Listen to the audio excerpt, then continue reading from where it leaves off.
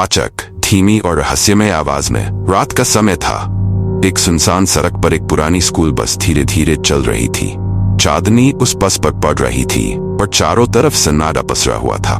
बस के अंदर सिर्फ 3 लोग थे, ड्राइवर, एक टीचर और एक छात्र। वाचक, ये बस एक स्कूल ट्रिप से वापस आ रही थी, लेकिन रास्ते में कुछ अजीब घटने लगा। ड्राइवर ने अचानक महसूस किया कि कोई बस के पीछे की सीट पर बैठा है। उसने पीछे मुड़कर देखा, लेकिन वहां कोई नहीं था। उसने सोचा शायद उसकी आंखों का धोखा है। उसने ध्यान नहीं दिया और बस चलाता रहा। थोड़ी देर बाद वही अनुभव दोबारा हुआ। अब की बार ड्राइवर ने गाड़ी रोक दी। उसने टीचर से कहा, मैडम, मुझे लगता है कि बस में कोई और भी है। टीचर ने हंसते हुए कहा, अरे आप भी ना, शायद आप थके हुए हैं। चलिए, जल्दी घर पहुंचना है। ड्राइवर ने बस फिर से स्टार्ट की, लेकिन अब उसकी घबराहट बढ़ती जा रही थी।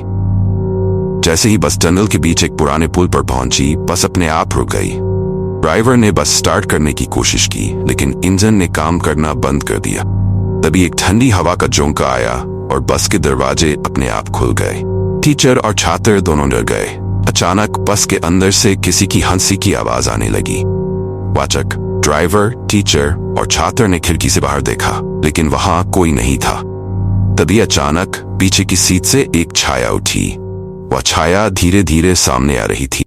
ड्राइवर ने हड़बड़ाते हुए बस को स्टार्ट करने की कोशिश की, लेकिन कुछ भी काम नहीं कर रहा था। वह छाया अब बस के बीचों बीच थी। तभी एक जोरदार आवाज के साथ बस स्टार्ट हो गई। वाचक, ड्राइवर ने पूरी ताकत से बस भगानी शुरू की।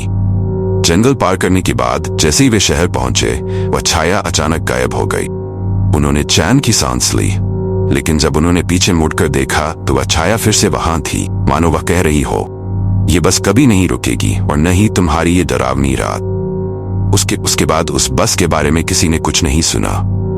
कहते हैं वह बस आज भी उस जंगल में चलती है और जो भी उसमें बैठता है वह कभी वापस नहीं आता।